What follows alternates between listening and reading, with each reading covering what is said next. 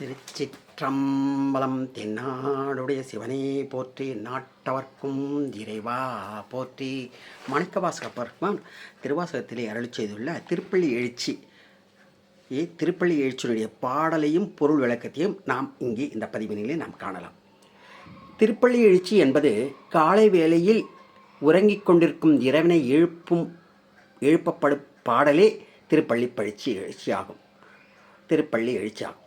நம்முள் இருக்கும் ஆன்மாவை எழுப்பி இறைவனை உணரச் செய்தலே இத்திருப்பள்ளி எழுச்சியின் நோக்கமாகும். உண்மையில் இறைவனுக்கு உறக்கம் இருக்கின்றதா என்றால் இல்லைதான். இறைவனுக்கு திருமஞ்சன குளிப்பாட்டி அலங்காரங்கள் செய்து அர்ச்சனை செய்வதெல்லாம் நம்முடைய மகிழ்ச்சிக்காகத்தான். அவ்வாறு இத்திருப்பள்ளி எழுச்சியும் நம்முடைய மகிழ்ச்சிக்காகவே உறங்கிக் கொண்டு இருப்பவர் போல இருக்கும் இறைவனை எழுச்சியாக செய்ய நாம் நம் மகிழ்ச்சிக்காக பாடப்படும் பாடலே இத்திருப்பள்ளி எழுச்சி ஆகும். மாணிக்கவாசக பெருமான் அவ்வாறே இத்திருப்பள்ளி எழுச்சி பாடலை பாடுகிறார். நாமும் இதை பாடுவோமாக. திருப்பள்ளி எழுச்சி பாடல் 1. போற்றி என் வாழ் முதல் ஆகிய பொருளே, புலர்ந்தது பூங்கழற்கு இணை துணை மலர் கொண்டு, ஏற்றினின் திருமுகத்து எமக்கருள் மலரும் எழில்நகை கொண்டு நின் திருவடி தொழுகோம். தேத்திதழ் கமலங்கள் மலரும் தன் வயல் சூழ் திருப்பெருந்துறை உரை சிவபெருமானே, ஏற்றுயர் கொடி உடை யாயமை உடையாய் எம்பெருமான் பள்ளி எழுந்தருளாயே, எம்பெருமான் பள்ளி எழுந்தருளாயே.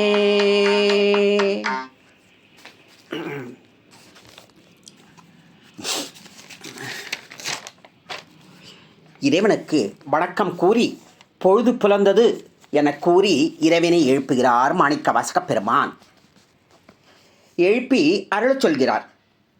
வணக்கம் கூறிய பின் இறைவன் தனக்கு எவ்வளவு முக்கியத்துவம் வாய்ந்தவர் என்று கூறியே பாடலுக்குள் செல்கிறார் மாணிக்கவாசகர். நாம் நம் குடும்பத் தலைவரை காலையில் எப்படி எழுப்போம்? கையில் ஆவி பறக்க சுட சுட காப்பி எடுத்துக்கொண்டு போய், ஏங்க எந்திரிங்க, ஏங்க எந்திரிங்க, இந்தாங்க காப்பி குடிங்க அன்னு எழுப்போம் இல்லையா? சரி, மாணிக்கவாசகர் இந்த ஜகத்திற்கே தலைவரான நமது இறைவனை எப்படி எழுப்புகிறார், என்ன எடுத்துக்கொண்டு போய் எழுப்புகிறார் பார்க்கலாமா? போற்றி என் வாழ் முதல் ஆகிய பொருளே, புலர்ந்தது பூங்கழற்கு இணை துணை மலர் கொண்டு. பூங்கழற்கு இணை துணை மலர் கொண்டு என்று எழுப்ப வேண்டுமாம். இணை துணை மலர் கொண்டு சென்று போய் அவருடைய பூங்கழற்கு இதுன்னு சொல்லிட்டு கொடுத்து எழுப்ப வேண்டுமாம். ஈசனின் பாதங்களை பாத கமலம் என்றும் தாமரை மலர் போன்ற பாதங்கள் என்றும் தாமரை மலர் கொண்டுதான் வர்ணிப்பர் அனைத்து அருணாளரும். ஏன் அப்படி?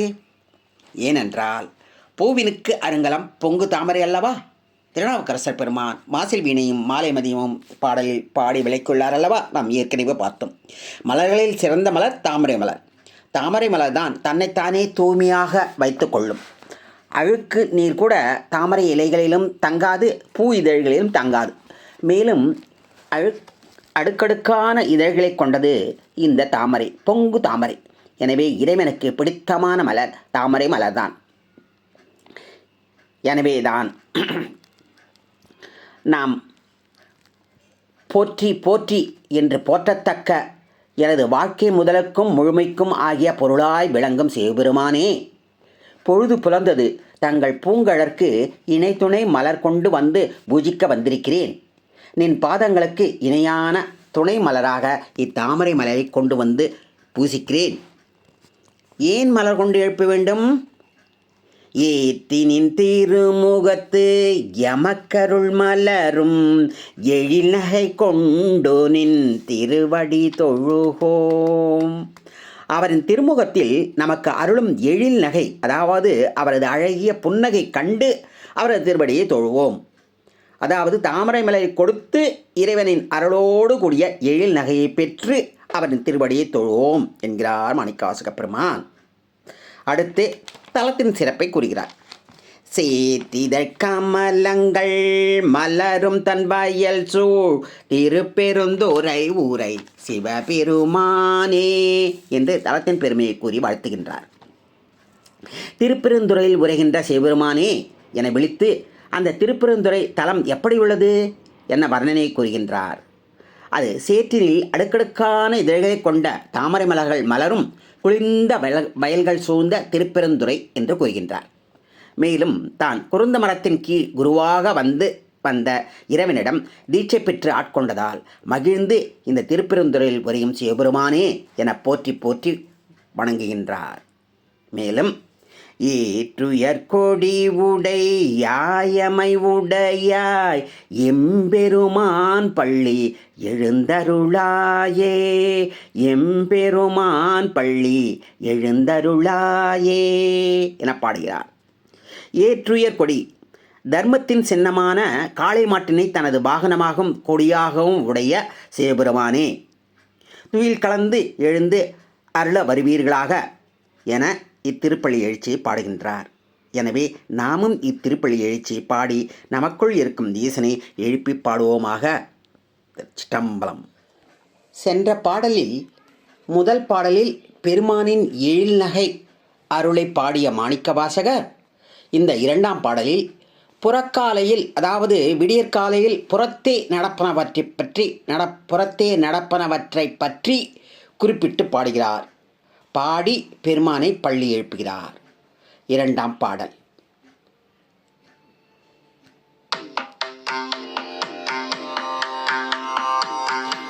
அருணன் இந்திரன் திசையணிகினன் இருள் போய் அகன்றது உதயம் நின் மலத்திருமுகத்தின் கருணையின் சூரியன் எழ நயன கடிமலர் மலமலற்றே அண்ணலிம் கண்ணாம் திரள் நிறை அருபதம் முரல்வன இவைவோ திருப்பெருந்துறை உரை சிவபெருமானே அருள்நிதி தரவரும் ஆனந்தமலையே அலைக்கடலே பள்ளி எழுந்தருளாயே அலைக்கடலே பள்ளி எழுந்தருளாயே.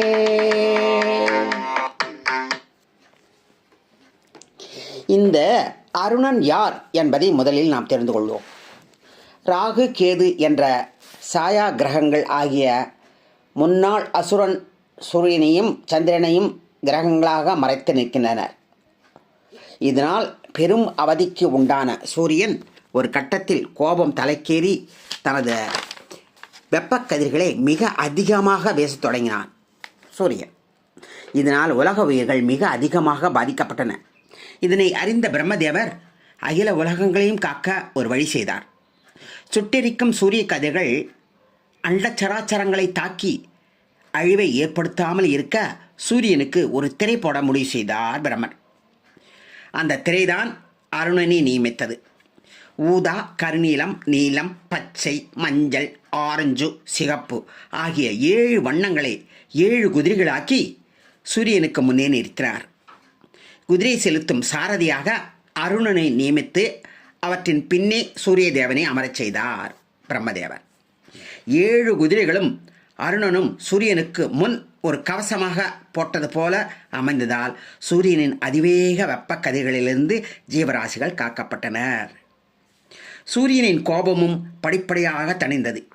சூரியன் உதிக்கும் முன்பே கீழ்வானில் தோன்றும் வர்ண ஜாலங்கள் ஆக அருணனும் தேரின் 7 குதிரைகளும் விளங்க உலகை விழித்தெழச் செய்கின்றனவாம். இப்படி அருணன் கிழக்கு திசையில் எழுந்து விட்டான் என்பதை கிழக்கு திசைக்கு அதிபதியான இந்திரனை குறிப்பிட்டு அருணன் இந்திரன் திசை அணுகினன் என பாடுகிறார் மாணிக்கவாசக பெருமான். ஆகவே பொழுது புலர்ந்தது, இருள் நீங்கியதாம். நாம் நம் மனதில் இருக்கும் அறியாமை என்னும் இருளை நீக்க ஈசன் என்ற ஒளி எழுவதாக சூரியனை இப்படி ஓமை கூறுகிறார். நம் அகத்து இருளை போக்கும் இறைவன் புறத்து இருளையும் போக்க கருணை கொண்டு சூரியனை எழுந்துள்ள வைக்கின்றனர். இந்த சூரியன் உதிக்கும் பொழுது புறத்தில் என்னவெல்லாம் நடக்கிறது என்பதை அடுத்தடுத்து வர்ணிக்கிறார் மாணிக்கவாசக பெருமான். சூரியன் எழ எழ நயன கடிமலர் மலர மற்று அண்ணலியம் கண்ணாம் திரள் நீரை அறுபதம் முரல்வன இவைவோர். சூரியன் கிழக்கில் உதித்து எழ எழ இரவினது கண் போன்ற வாசனையால் தாமரை மலர்கள் விரிய ஆரம்பிக்கின்றன. அதைத்தான் கடிமலர் மலர என்கிறார். கடிமலர் என்றால் அது தாமரை மலர்தான் குறிக்கும். ஏனென்றால் பூவினுக்கு அருங்கலம் பொங்கு தாமரை என மாசில் வீணையும் மாலைமதியும் பாடலில் திருநாவுக்கரசரே பாடியுள்ளார் அல்லவா. அதனால் மலர்கள் இதழ்களை விரித்து மலர்ந்ததுமே வண்டுகள் வந்து தேனினை உறிஞ்சி மயங்கி கிடந்தனவாம். பிறகு வண்டுகள் எல்லாம் எழுந்து ரீங்காரம் செய்கின்றனவாம். வண்டுகள் ரீங்காரம் செய்வதை அழகான தமிழ் சொற்களால் பாடியிருக்கிறார் பாருங்கள். திரள் நிறை அறுபதம் முரல்வன இவைவோர். 6 கால்களை உடைய வண்டின் கூட்டங்கள் திரள் நிறை திரண்டதாக முரல்கின்றனவாம். அறுபதம் என்றால் 6 கால்களை உடைய வண்டு. விடியற் காலையில் நடக்கும் மொட்டுக்கள் இதழ்களை விரித்து மலர்வதையும் வண்டுகள் ரீங்காரம் இடுவதையும் அழகாக தமிழ் பாமாலையாக பாடியிருக்கிறார் மாணிக்கவாசக பெருமான். இப்படி இயற்கையாக நடப்பனவற்றை இறைவனது கருணையால் நடைபெறுகின்றன என்பதை குறிப்பிட்டுத்தான் இவ்வாறு பாடுகின்றார். இவ்வளவு கருணீரை நிறைந்த இறைவனை மேலும் மேலும் போற்றி எழுந்தருளுமாறு சொல்கிறார்.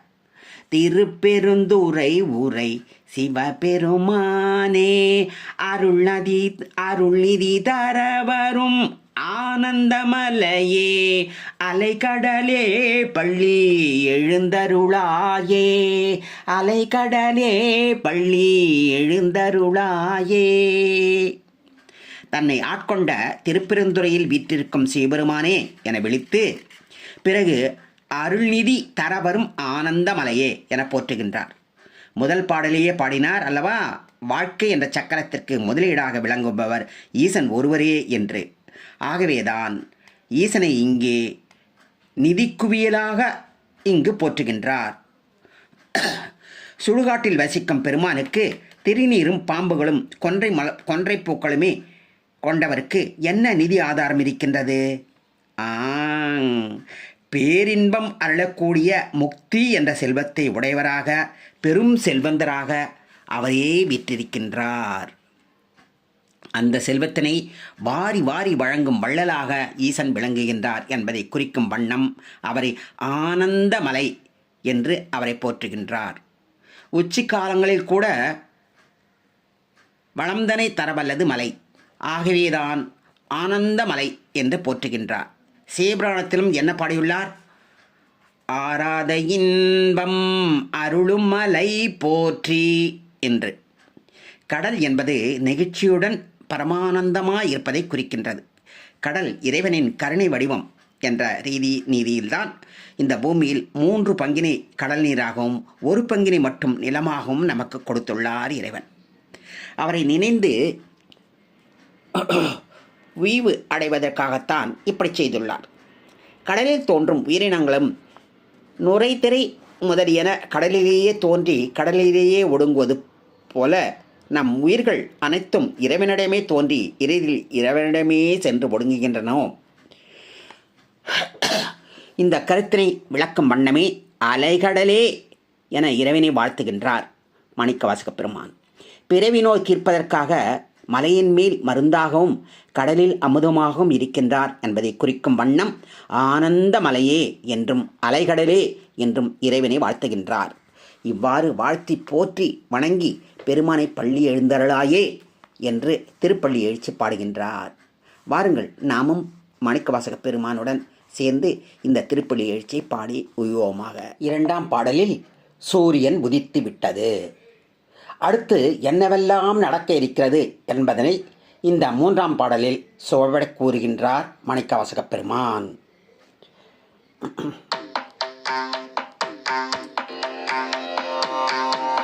கோவின பூங்குயில் கோவின கோழி குருகுகள் எம்பின சங்கம் ஓவின தாரகை ஒளி ஒளி உதயத்து உருப்படுகின்றது விருப்பொடு நமக்கு தேவன செறி கழல் தாழ்வினை காட்டாய் திருப்பெருந்துறை உரை சிவபெருமானே யாவரும் அறிவறியாயமகிழியாய் எம்பெருமான் பள்ளி எழுந்தருளாயே எம்பெருமான் பள்ளி எழுந்தருளாயே.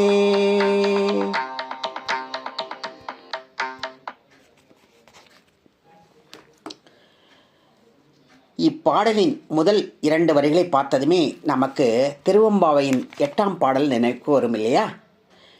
கோழி சிலம்பும் குருகெங்கும் ஏழியம்ப எம்பும் வெண் சங்கெங்கும் என்று திருவெம்பாவை பாடலில் இருந்து இந்த பாடலை சற்று வித்தியாசப்படுத்துவதற்காக கூவின பூங்குயில் கூவின கோழி என பூங்குயில் கூவின என்று வித்தியாசப்படுத்தி பாடி ஆரம்பிக்கிறார் மாணிக்கவாசக பெருமான். சூரியன் உதித்தவுடன் அழகான குயில் இனிமையான குரல் கூவியதால் இதில் ஒரு நயமே அமைந்துள்ளது. பொதுவாக பூங்குயில்களை யாரும் கூண்டில் அடைத்து வைத்து வளர்க்க மாட்டார்கள். அது சுதந்திரமாக வெளியே பறக்கக்கூடிய பறவை இனமாகும். அந்த குயில்கள் சோலைகளிலே தங்கி தமக்கு மகிழ்ச்சி ஏற்படும் பொழுது பாடுகின்ற வகையாகும், கூவுகின்ற வகையாகும். இங்கே அது கூவியது அப்படின்னு சொல்கிறார். அந்த வகையில் வெளியே திரியும் குயில் பறவை கூவிற்று. அதே போல வீட்டினுள் வளர்க்கக்கூடிய கோழி இனங்களும் கூவின என்று பாடுகின்றார். கோழி என்பது இங்கு சேவலை குறிப்பிட்டு நின்றது. இது வீட்டு பறவையாக நாட்டு மக்களால் வளர்க்கப்படுவது. குயில்கள் கூவ கோழிகள் கொக்கரிக்க பறவை இனங்களும் கூச்சலிட ஆரம்பித்து விட்டனவாம். இவ்வாறு பறவை இனம் மட்டுமன்றி மனிதர்களும் எழுந்து விட்டார்கள் என்பதை கூற இயம்பின சங்கம் என்று பாடுகின்றார். சங்கு என தானாகவே ஊதும் இல்லையே, மக்களும் எழுந்து சங்குகள் மூலம் ஒலி எழுப்புகின்றார்கள். பின்பு அருணன் கீழ் திசையில் வருகின்றான் என்று சென்ற பாடலில் குறிப்பிட்டவர் இந்த பாடலில் ஒளி ஒளி உதயத்து ஒருப்படுகின்றது என குறிப்பிடுகின்றார். அதாவது சூரியன் உதயமாக அதன் ஒளி நிலத்தின் மீது பரவுகின்றது. அதனால் என்னவாயிற்று? ஓவின தாரகை என்கிறார். தாரகை என்றால் நட்சத்திரம். சூரிய கதிர்கள் மேல் எழும்ப நட்சத்திரங்கள் ஒளி மங்கின என்கிறார். ஓவின என்றால் நீங்கின மங்கின என்பது பொருளாகும். ஆகவே பொழுது புலர்ந்தது என்று கூறி நம் ஆன்மாவையும் இறைவனை வணங்க எழுப்புகின்றார் மாணிக்கவாசக பெருமான். சரி, அனைவரும் எழுந்தாயிற்று. அடுத்து என்ன செய்ய வேண்டும்? இறைவனை வணங்க வேண்டும். இறைவனை எப்படி வணங்க வேண்டும்? இதோ பாடுகிறார்.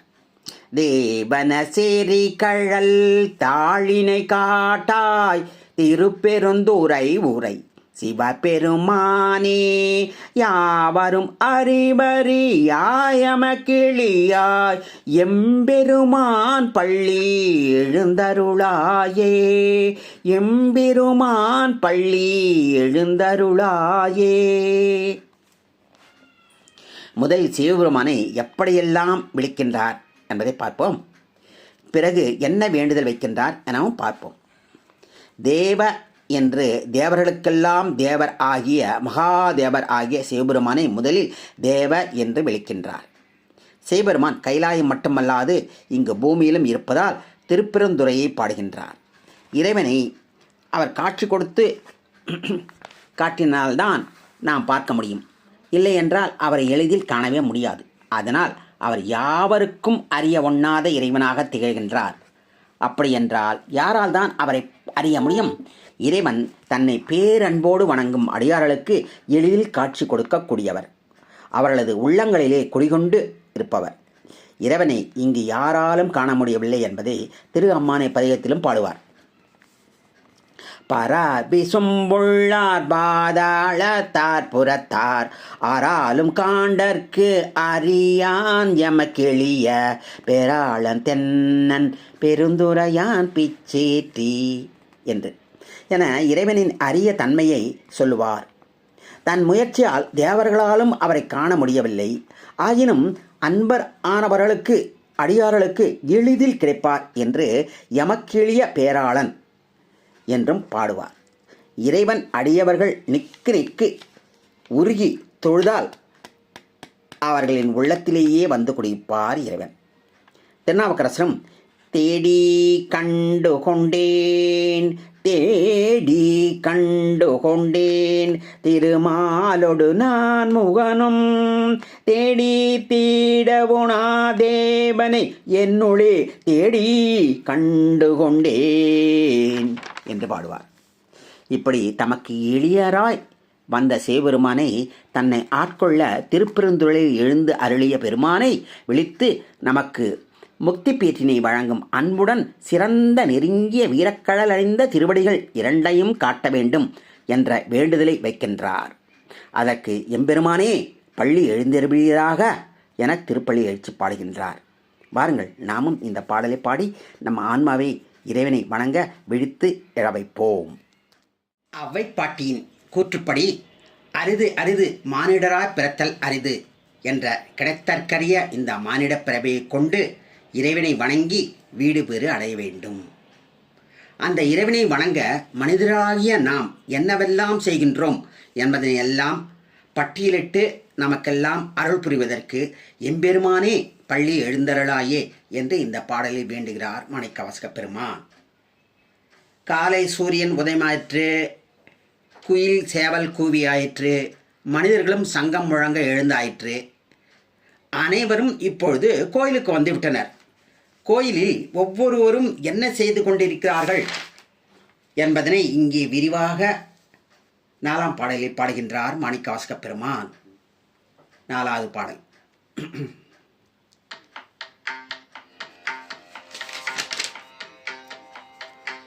இன்னிசை வீணையர் யாழினர் ஒரு பால் இரு கொடு தோத்திரம் இயம்பினர் ஒரு பால் துண்ணிய பிணை மலர் கையினர் ஒரு பால் தொழுகையர் அழுகையர் துவழ்கையர் ஒரு பால் சென்னியில் அஞ்சலி கூப்பினர் ஒரு பால் திருப்பெருந்துறை உரை சிவபெருமானே என்னையும் ஆண்டு கொண்டு இன்னருள் புரியும் எம்பெருமான் பள்ளி எழுந்தருளாயே எம்பெருமான் பள்ளி எழுந்தருளாயே.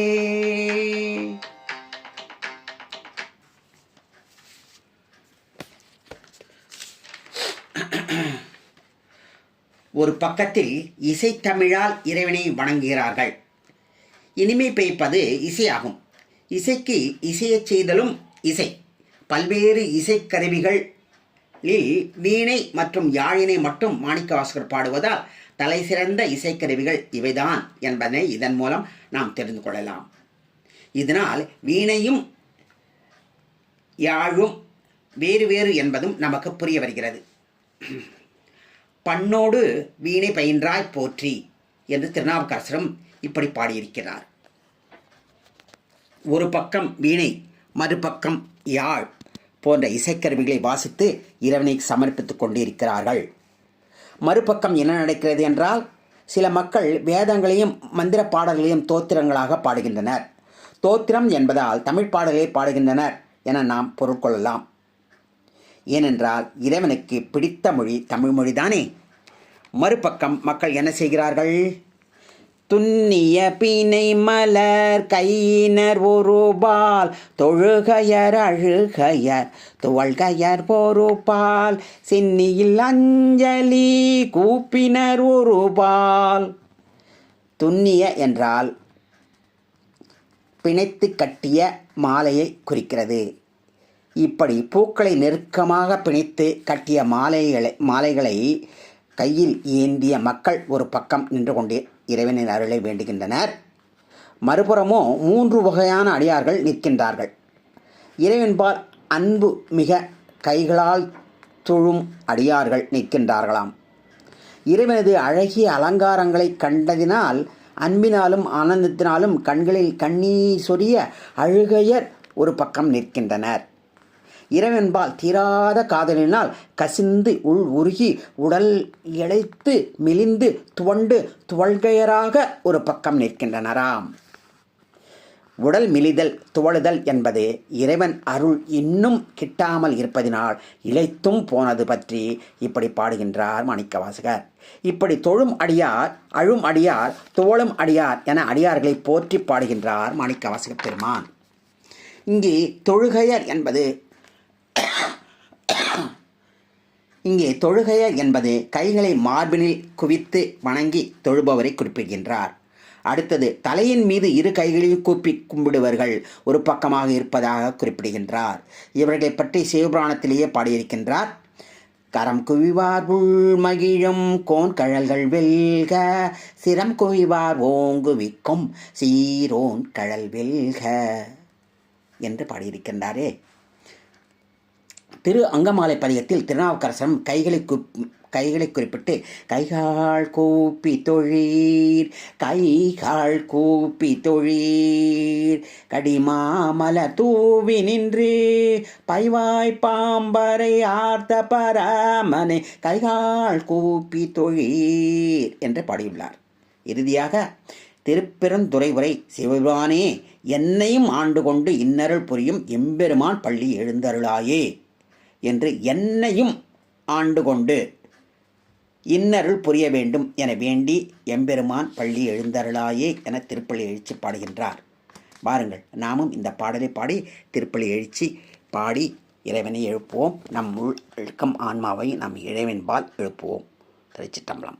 சென்ற பாடலில் அடியார்கள் எல்லாம் ஒன்று கூடி இறைவனை வழிபட கோயிலில் வந்துள்ளனர் என பாடிய மாணிக்கவாசகர் இப்பாட்டில் இறைவன் தங்கள் கண்முன் தோன்றி தங்களின் குற்றங்களை களைய வேண்டும் என்று கோவிலுக்கு வந்த அடியார்கள் வேண்டிக் கொள்வது போல வேண்டுதல் வைக்கிறார்.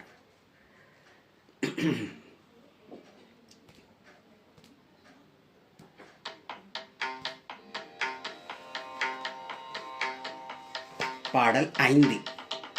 பூதங்கள் தோறும் நின்றாயெனின் அல்லால் போகிலன் வரவிலன் என நினைப்புலவோ, கீதங்கள் பாடுதல் ஆடுதல் அல்லால் கேட்டறியோ உனை கண்டறிவாரை. சீதங்கொள் வயல் திரு பெருந்துரை மன்னா சிந்தனைக்கும் அறியார் எங்கள் முன் வந்து ஏதங்கள் அறுத்தமை ஆண்டருள் புரியும் எம்பெருமான் பள்ளி எழுந்தருளாயே, எம்பெருமான் பள்ளி எழுந்தருளாயே.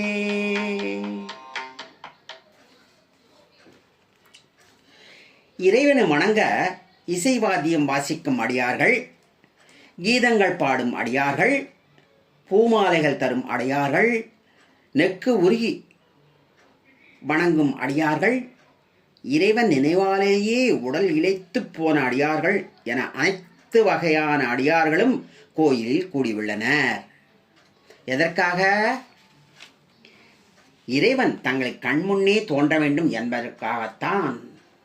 அப்படி வேண்டிக் கொண்டிருக்கும் போது அவர்களுக்கு ஒரு நினைவு வருகிறது. அது என்ன நினைவு என்பதை ஒவ்வொன்றாக இங்கே பட்டியலிடுகின்றார் மாணிக்கவாசக பெருமான். பூதங்கள் தோறும் நின்றாயெனின் அல்லால் போக்கிலன் வரவிலன் என நினப்புலவோ, கீதங்கள் பாடுதல் ஆடுதல் அல்லால். இறைவா, நீங்கள் எல்லா பூதங்களிலும் இருக்கின்றீர்கள் என்று பலரும் சொல்வதை நாங்கள் கேட்டிருக்கின்றோம். பூதங்கள் என்றால் பஞ்சபூதங்கள். இறைவனே பஞ்சபூதங்களாய் விளங்குகின்றார். இந்த உயிரானது கடவுளைப் போன்று தோற்றமும் அழிவும் இல்லாதது. ஆனால் இந்த உயிரானது உடலை பெறும் முன் அறிவு, இச்சை, செயல் என எதுவும் இன்றி அறியாமை நிலையில் மூழ்கியிருக்கும். இறைவனை அடைய முடியாமல் தவித்துக் கொண்டிருக்கும். ஆகவே கருணை கொண்ட இறைவன் உயிருக்கு உடலினை கொடுத்து பஞ்சபூதங்களையும் ஏற்படுத்தி அவற்றின் உதவி கொண்டு அவற்றின் அடைய வழி செய்து இருக்கிறார். அடுத்ததாக, இறைவனுக்கு பிறப்பும் இல்லை, இறப்பும் இல்லை. அவர் மாற்றம் ஏதும் இல்லாதவர், என்றுமே நிலைத்து இருப்பவர், எங்கும் நிறைந்து இருப்பவர் என்பதனை குறிக்கின்றது. இறைவன் எங்கும் எல்லாமாய் நிற்பதால் அவருக்கு போவதும் இல்லை, வருவதும் இல்லை. இந்த வரிகள் உலகில் மாற்றங்களுக்கு அப்பாற்பட்ட காலத்தை கடந்து நிற்கும் இறைவன் நிலையை உணர்த்துகின்றன. ஆகவே இறைவன் போதலும் வருதலும் இல்லாதவர் என அறிவுள்ள புலவோர்கள் இசைப்பாடி வாழ்த்து கூற கேட்டிருக்கின்றோம். ஆனந்த கூத்தாடுதலையும் நாங்கள் கண்டிருக்கின்றோம். இவற்றை தவிர நாங்கள் எதையும் கேட்டறியோம், உன்னை கண்டறிவாரே என்று நின்னை அறிந்தவர்கள் மூலம் நாங்கள் கேட்டு அறிந்ததில்லை என்று அடியார்கள் பாடுவதாக யார் பாடுகிறார்? மாணிக்கவாசகர் பாடுகிறார். யாருமே நேரில் பார்த்ததில்லை என்று இறைவனிடமே சில காலம் உறவாடிய மாணிக்கவாசகர் இப்படி பாடுகிறார். ஏன் இவர் இறைவனை இப்படி யாருமே பார்த்ததில்லை என்று பாடுகிறார்? அதாவது உலகப்பற்று கொண்டு பசு அறிவு கொண்டும் பாச அறிவு கொண்டும் இறைவனை யாருமே பார்த்ததில்லை என்று பாடுகிறார். இந்த பசுபாச அறிவு களையப்பட்டவர்களால் மட்டுமே இறைவனை காண முடியும் என்று கூறுகிறார். இந்த பசுபாச அறிவுடன் இறைவனை பாடலாம், வாழ்த்தலாம், அவன் நினைப்பில் ஆடவும் செய்யலாம். ஆனால் இறைவனை பார்க்க முடியாது. பசுபாச அறிவு களையப்பட்டவர்களால் மட்டுமே காண முடிந்த இறைவா எம் ஈசா என விழித்து, மேலும் செழுமை கொண்ட வயல்கள் சூழ்ந்த அழகிய திருப்பெருந்துறையில் புரியும் சிவபெருமானே எம் ஈசா எனவும் விழித்து, மக்களின் சிந்தனைக்கே அரிதாக எட்டாத எங்கள் திருப்பெருந்துறை மன்னா எம் ஈசா எங்கள் முன் வந்து எங்களின் அறியாமையை அறுத்து எம்மை ஆண்டு அருள வர எம்பெருமான் பள்ளி எழுந்தருளாயே என பாடுகின்றார் மாணிக்கவாசக பெருமான். வாருங்கள், நாமும் இப்பாடலை பாடி எம்பெருமானை பள்ளி எழுச்சி செய்யலாம்.